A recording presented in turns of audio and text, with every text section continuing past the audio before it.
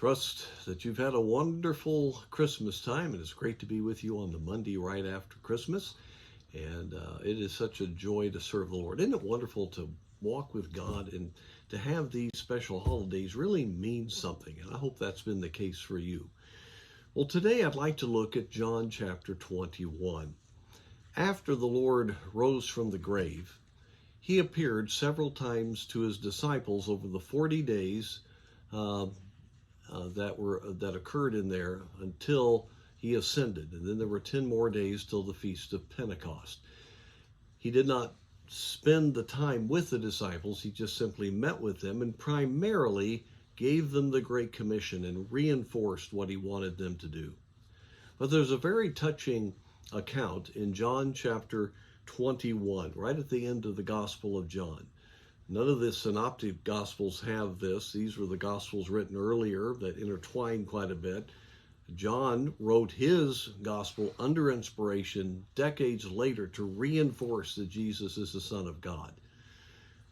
But as he reinforces that, the Spirit of God gives this wonderful account of how the Lord met with the disciples after 6 of them went back to fishing and were on the Sea of Galilee. And he goes to the exact place that he called them in Luke chapter 5.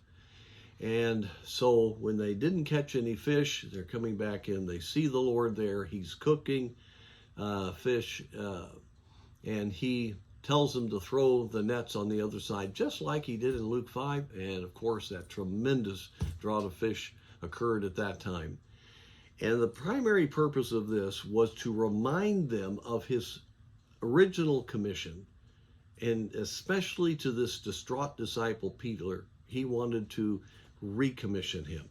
Now, all of the disciples had fled initially. John had come back to the cross, but they all, I'm sure, felt like a failure. They were thrilled that he rose from the grave, but they really wondered what their place was going to be, even though they had been commissioned. But the Lord very lovingly recommissions Peter.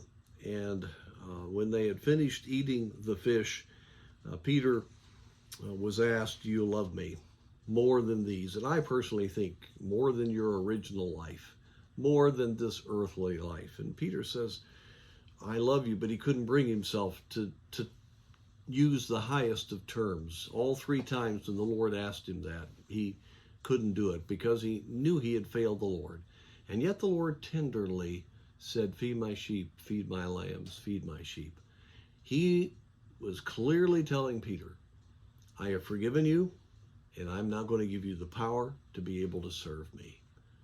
And Peter accepts this, goes back to Jerusalem, prays in the upper room, waits for the coming of the promise of the Spirit from the Father, and then preaches the wonderful message of Pentecost. And here's my encouragement. I don't care how much of a failure you may feel today. The Lord Jesus will take time, just like he did in these post-resurrection appearances, take time for you individually. He'll recommission you. He will show you how to deal with your sin. He will show you that your worth is in him. And my friend, if you'll trust him, God can still use you in a mighty way in the days ahead.